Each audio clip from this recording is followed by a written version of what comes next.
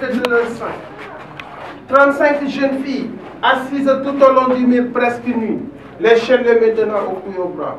Et à l'époque, c'était un intérêt aux jeunes filles esclaves de se donner au blanc pour être libres. Parce que quand on avait constaté que la jeune fille esclave, elle est en état de grossesse avec un blanc, elle sera affranchie. Elle n'avait pas le choix. C'était leur seule voie pour obtenir la liberté. Et cette décision a été prise lors de la congrès de Vienne en 1815, parce qu'on considère l'enfant comme un futur citoyen français. C'était ici qu'on mettait leurs toilettes, il y avait beaucoup. Maintenant, couvert par la dalle.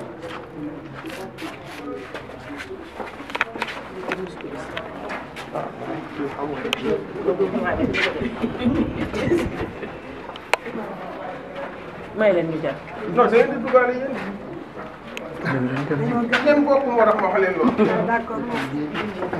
ok, s'il vous plaît, ici c'était réservé pour les inaptes, les hommes qui n'avaient pas le poids.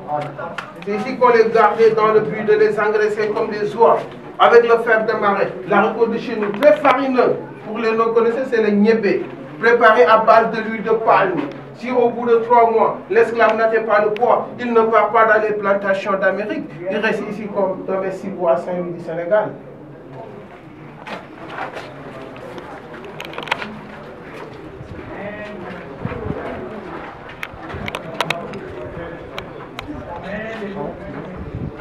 Les récalcitrants, ceux qui ne voulaient pas obéir, ceux qui se rebellaient, on mettait 5 à 6. Leur durée d'attente, ça dépend de la gravité de leur faute. Le président Nelson Mandela, il est venu ici en visite, malgré le refus du protocole. Il s'est glissé pendant 5 minutes. En sortant, il avait les larmes aux yeux, parce qu'il se rappelait de Cécile à Robben Island. Il y avait une porte en fer avec des barreaux.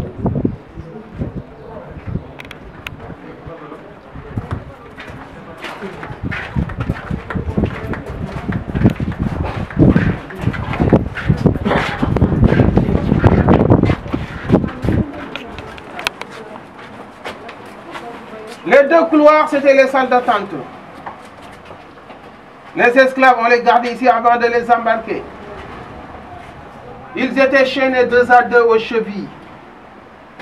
Au milieu de la chaîne, on mettait une grosse boule en fer de 10 kg 300. Même bon nageur, l'esclave coulait immédiatement dans la mer. L'esclave, avant de quitter d'ici, il est marqué au fer rouge. L'esclave devient un être anonyme, sans famille ni nom propre. Comme des brebis égarées dans la nature. La séparation était totale dans toute une famille.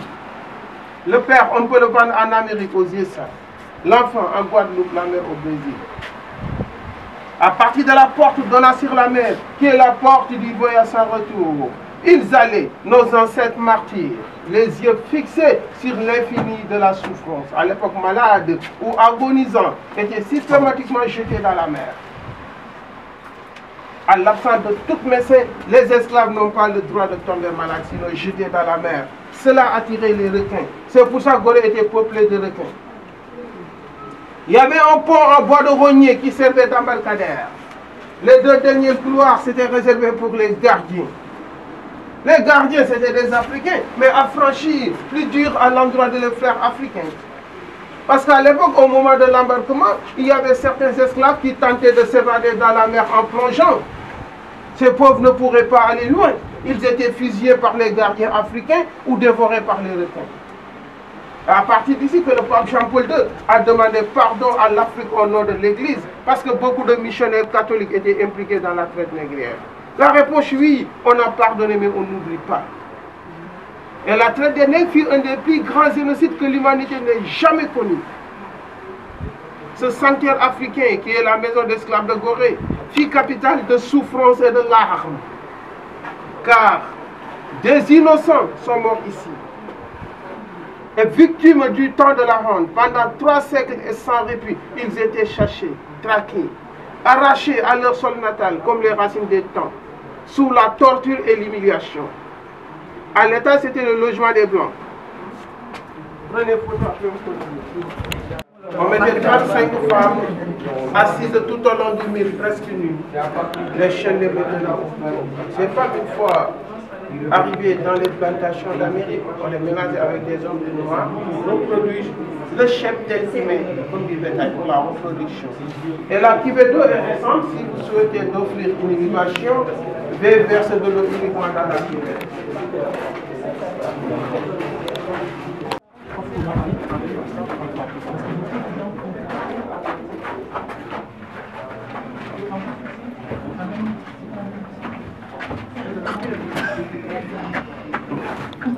La grande cellule.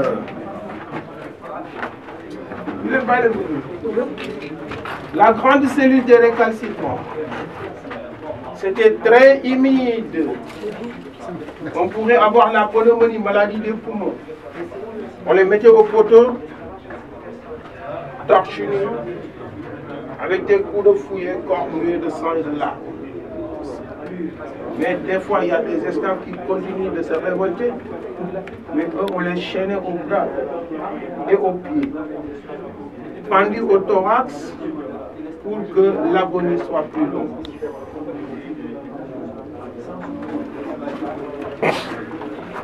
Les hommes comme là-bas, c'était pour les hommes comme là-bas en face, 2,66 m, 2,60 m, on mettait 15 à 20, assis tout au long du mur, les deux contre, les chaînes les maintenant au cou et au bras.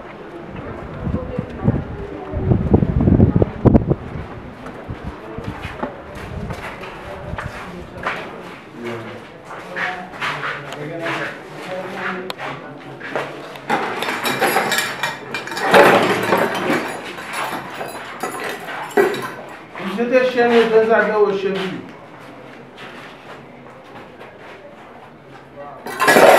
Au milieu de la chaîne, on mettait ce boule de 10 kg 300. 10 kg 300, même bon nageur, l'esclave coulait immédiatement dans la mer. Comment? Ah ouais.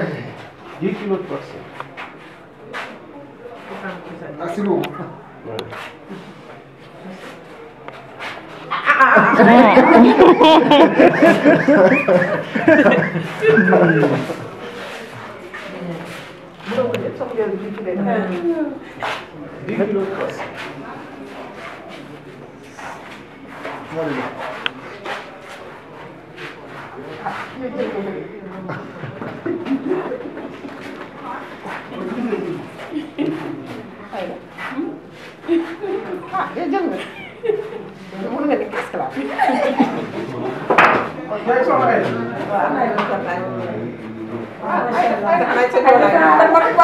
Donc les amis, approchez s'il vous plaît. Ok. Par les Portugais. À l'époque, chaque race avait sa côte et son spécialité. Mais la race la plus cotée, c'était les Yoruba de Nigeria ou du Bénin. Parce que ces Yoruba étaient très costauds, on les appelait esclaves beaucoup étalons. La valeur d'un homme ou une jeune fille vierge, c'était un baril de rhum ou un fusil. La valeur d'un enfant, un pouvoir. Les tranches marchaient aussi, où la valeur d'un enfant dépendait de sa dentition, faute d'état civil comme le cheval, la femme de ses seins et de sa virginité. Et 15 à 20 millions d'esclaves sont transités gorés pour aller en Amérique. Les 6 millions sont morts au cours de la route, par privation ou de mauvais traitement. Et les esclaves quittaient d'ici par des numéros matricules, jamais sur le nom africain. Une fois arrivés dans les plantations d'Amérique, on les donnait le nom de leur propre chef. En Amérique, aux USA, le nom des Anglais. Brésil, le nom des Portugais. Cuba, le nom des Espagnols. Anti-Haïti, le nom des Français. Et tous les bâtiments qui sont au bord de la mer de Gorée, c'était des anciennes esclaveries. La première esclaverie est conçue par les Portugais en 1536. Ici, c'était la dernière esclaverie, date de 1776, conçue par les Français. Et l'effectif qui était dans chaque maison variait entre 150 à 200 esclaves, hommes, femmes, enfants. Ils étaient séparés de cellules. Leur durée d'attente de 3 mois à 3 mois et demi.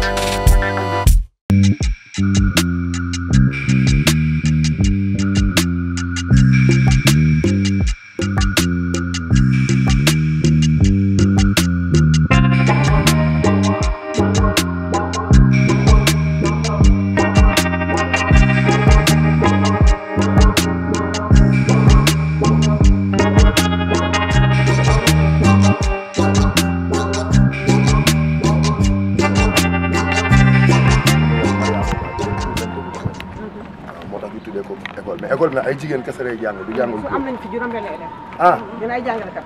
ah est-ce que c'est bien ça c'est bien ça.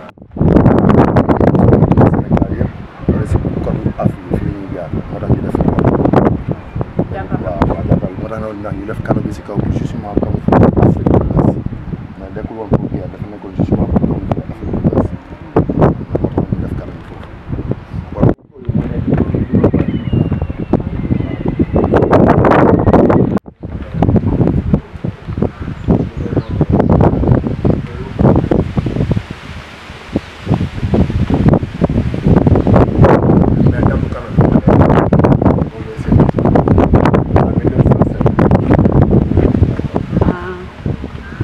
Canal bi installation bi en 1902 mais installation bi ça prend 5 ans en 1907 on a fini l'installation bi on est venu Dakar en 1907 mais installation bi en 1902 mais ferraille par lépp nañ dem ci kaw.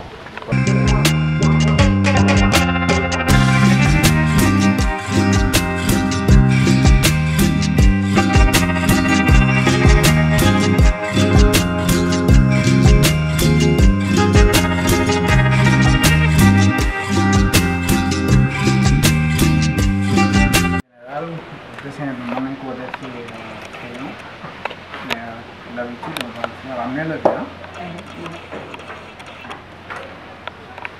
D'accord, on continue. Col bi ban col bi ñuy jaay si biir yi C'est préfabriqué quoi.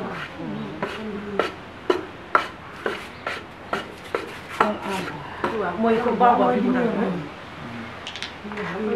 man bàyyi ma nee na col bi foofu la.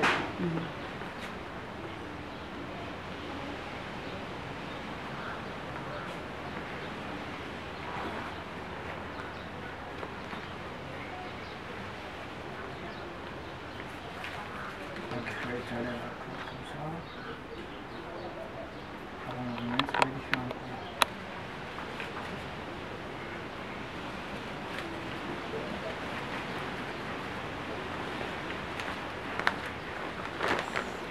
Donc c'est parti pour la projection. Il faut toujours commencer par les plus foncés. On termine les plus clairs.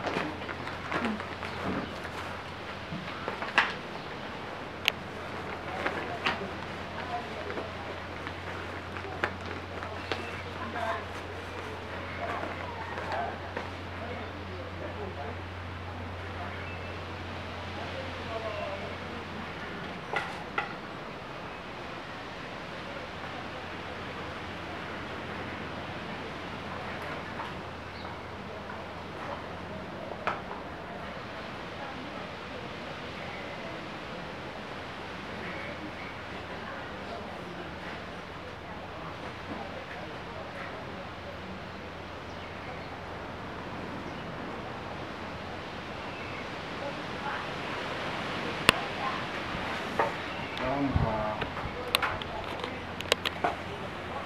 voir le résultat. On secoue. On enlève le secours. ah. macha allah. tàccu leen loolu. macha allah. ma xool. macha allah. tàccu leen loolu. doomu aadama génne na. Il faut la faire sécher dans. léegi mën naa xam lan ak lan nga ñaata matière suuf nga composé pour am bi. Ok, il y a du blanc qui nous vient de la plage. Le jaune, c'est les thermiques. Il y a aussi de l'empire jusqu'au Sahara. De l'argile, un peu partout. Hein. Et parfois, nous mixer avec des couleurs différentes. C'est comme si je prends le blanc au noir, ça donne du gris. Vous voyez? Voilà, nous disons noir avec argile bien. Moi, les gens couleur foncé bien. Le noir est volcanique. C'est du volcan. Mais il faut les tamiser. am nañu ay tamis comme ni ngeen ko gisee nii. parce que amuñu même calibrage bi. boo xoolee à l'état naturel. suuf yi bokkuñu quoi ñu leen kii il faut les tamiser traitement bi moom dafa xaw a métti oui oui parce que ni nga koy jëlee fii andi ko fii da ngay fay bon mooy loolu noonu donc voici il faut da nga koy xaar mu xaw a wow tuuti on pour mën a ñëwaat defaat yi ñun détail comme ni ñu ko gisee finition yeeg yeneen yi si aju bu paree aussi dafay nekk lu yàgg lu mën a problème am kay mooy nga bàyyi ko si ndox lu yàgg mais lu loolu moom lii mën nga koo conserver plus de 30 à 40 ans fii laalul ndox moom lañ mos a mel du yàqu voilà sortie bi neex na dem nañ ci géej gi sangu bi ñu ñëw chaloupe bi amul benn problème bi ñu ñëw chaloupe bi amul benn problème nekk yi bëri na neex na. waaw maa ngi lay fay bu baax a baax Pape Samba Ndiaye. waaw sortie bi neex na daal gars yi ñëw nañ soulager dem ci plage bi ñii dem ci maison des esclaves am ñoo xam ne sax dem nañ école Mariama neex na daal am na sax ñu dem école musée de la mer.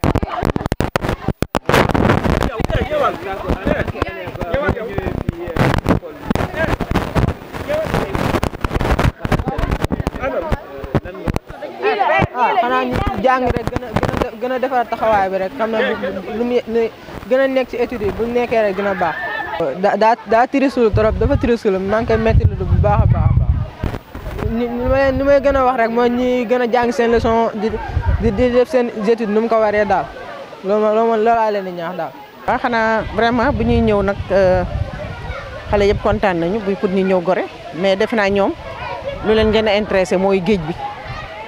waaw dem géej bi moo leen gën a intéressé mais surtout xale 4e yi la ñu bëggoon vraiment ñu visiter maison des esclaves voilà après suñu paree dem visiter musée des femmes ensuite jël tali boo xam ne dañ ko doon wax bu njëkk ba ñu signaar yi rek ñoo fa doon jaar mooy ñoo xam ne ay colon yi waaw ñoom ñoo doon jaar foofu jaar nañ foofu noonu yéeg dem si canot yi dem si encore xeer boo xam ne moom la ñu bind Allah donc yooyu la ñu jot a visiter si Gorée plus quelques lieux yi tamit ça veut dire fu ñu nekk ni sax campé mairie seen mairie la mairie de la commune de Gorée foofu la ñu campé ni ak xale yi voilà mais xale yi surtout dañoo bëggoon changer tout cadre de vie cadre bi ñu nekkoon ça veut dire école ñu ñëw def sortie nekk si géej bi tamit voilà xaw a nager tuuti voilà si loolu lañ daal def tey jii.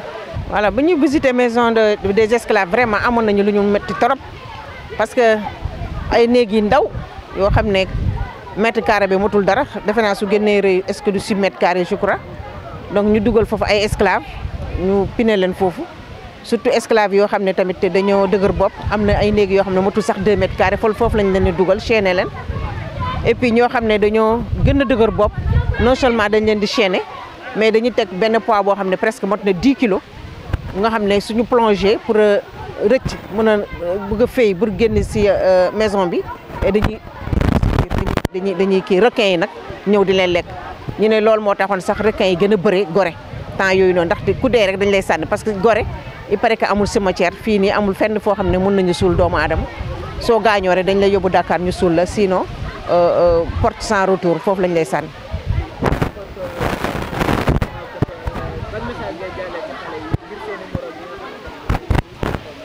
voilà xanaa ñii moom ñu ngi secondaire déjà donc xanaa ñoom rek ñu góorgóorlu wax seen rakk ñi gën a jàng mën a ñëw fii école de école d'excellence la prochaine école si boppam fi ñu jàngee actuellement am na 6 élèves yoo xam ne ñu ngi fii si Mariama Ba premier élève bi sax actuellement pare na sax jàng parce que am na yàgg na ba mu amee bac ba pare nekkoon na parmi les 3 meilleures filles de l'Afrique de l'Ouest en bourse bu takku moo xam ne permettre na ko mu dem États-Unis eggale ay jàngam.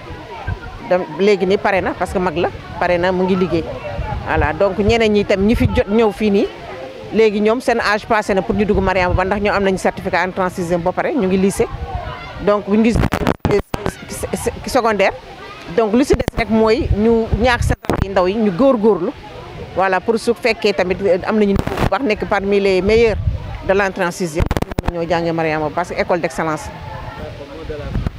li may wax rek mooy kontaan naa vraiment di ñëw ak xale parce que tamit nga nekk ak xale si milieu boo xam ne scolaire la donc xam nga boobu da ngay sévère da ngay kii mais des fois nga won leen tamit su fekkee jàng bi sévère dañ leen di piner wala leen mais am na moment boo xam ne day nekk moment récréatif donc vraiment kontaan naa bu ñu ànd ak ñoom ñëpp fii si moment récréatif yi ñu def fii voilà di ñoom seen bopp kontaan nañu visité nañu Gorée def nañu lu ñu war a def yëpp macha allah di kontaan si ñoom rek di leen ñaax suñu gën a góorgóorlu déwén